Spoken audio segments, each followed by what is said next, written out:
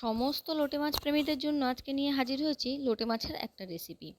আমি নিজে যদিও লোটে মাছ প্রেমী নই, কিন্তু পরিবারের বাকি সকলের জন্য রান্না করে দিতে তো কোনো অসুবিধা নেই, তাই না? তো চলো শুরু করা যাক। লোটে মাছ রান্নার জন্য প্রথমেই মাছগুলোকে ভালো করে ধুয়ে পরিষ্কার করে নিয়ে তার মধ্যে লবণ আর হলুদ মাখিয়ে নিয়েছি। আর নিয়েছি রসুন, আদা, টমেটো, কাঁচা লঙ্কা, ঝিরি করে কাটা পেঁয়াজ আর টুকরো করে কাটা আলু।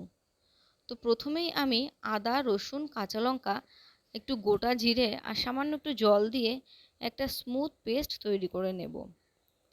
এবার আমি চলে যাব মূল রান্নায়। তো তার জন্য প্রথমেই কড়াইতে খানিকটা সর্ষের তেল গরম করে নিয়েছি। এবার এর মধ্যে দিয়ে দিলাম জিরে আর শুকনো লঙ্কা ফোড়নে। ফোড়নটা দিয়ে একটু নাড়াচাড়া করে এর মধ্যে দিয়ে দেব কুচানো পেঁয়াজ। পেঁয়াজটাকে দিয়ে এবার হালকা করে একটু ভেজে নেব। নরম হওয়া পর্যন্ত ভাজলেই হবে, বেশি লাল লাল করে ভাজার প্রয়োজন নেই। পেঁয়াজটা হালকা নরম হতে শুরু করলে তখন দিয়ে দেবো টুকরো করা টমেটো আর ওপর থেকে দিয়ে দেবো লবণ। লবণ দিলে টমেটোটা তাড়াতাড়ি নরম হয়ে যায়, এই জন্যই এই সময় লবণটা দেওয়া। টমেটোটা নরম হয়ে আসলে এর মধ্যে আলু দিয়ে দেব। এবার সব কিছুকে আবার একসঙ্গে একটু ভেজে নিয়ে দিয়ে দেবো বেটে রাখা মশলা। বেটে রাখা মশলাটাকে দিয়ে এবার ভালো করে কষিয়ে নেওয়ার পালা। আলু, পেঁয়াজ, টমেটো এবং মশলা সবগুলোকে একসাথে বেশ ভালো করে সময় নিয়ে কষিয়ে নিতে হবে। তারপর এর মধ্যে দিয়ে দেব পরিমাণ মতো হলুদ গুঁড়ো। হলুদ গুঁড়োটাকে দিয়েও ভালো করে মিশিয়ে নেব। আর দেব আরও একটু লবণ।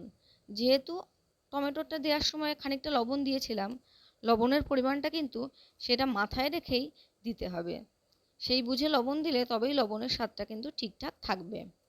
তো ভালো করে মশলা কষানো হয়ে গেলে যখন তেল ছাড়তে শুরু করবে, তখন এর মধ্যে আমি ওই লবণ হলুদ মাখানো মাছটা দিয়ে দেব। মাছটাকে দিয়ে খুব আলতো হাতে মশলার সাথে নাড়িয়ে নেব।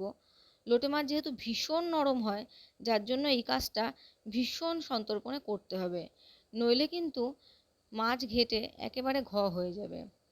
তো মাছের সাথে মশলাটাকে ভালো করে মাখানো হয়ে গেলে আঁচ কমিয়ে ঢাকা দিয়ে রান্না করব মিনিট 5 মতো। লোটে মাছের থেকে প্রচুর জল বেরোয়, ওই জন্য আমি এক্সট্রা জল আর ইউজ করব না। তো দেখো কেমন জল ছেড়ে দিয়েছে। এবার আবার একটু হালকা হাতে নাড়িয়ে নেব। বেশি জোরে ঘাটাঘাটি করলে মাছ ভেঙে যাবে, সেই জন্য খুব আস্তে এই কাজটা করতে হবে। ব্যাস, এইটুকু সময়ের মধ্যেই কিন্তু লোটে মাছ রেডি হয়ে যাবে। তারপর ওপর থেকে ছড়িয়ে দেব গরম মশলার গুঁড়ো। তৈরি হয়ে গেল আমাদের লোটে মাছ। এইভাবে রান্না করলে দেখো একটা মাছও কিন্তু ভাঙবে না, প্রত্যেকটা মাছ গোটা গোটাই থাকবে। তোমরা বাড়িতে অবশ্যই ট্রাই করো, আর ভিডিও ভালো লাগলে লাইক, কমেন্ট, শেয়ার করো।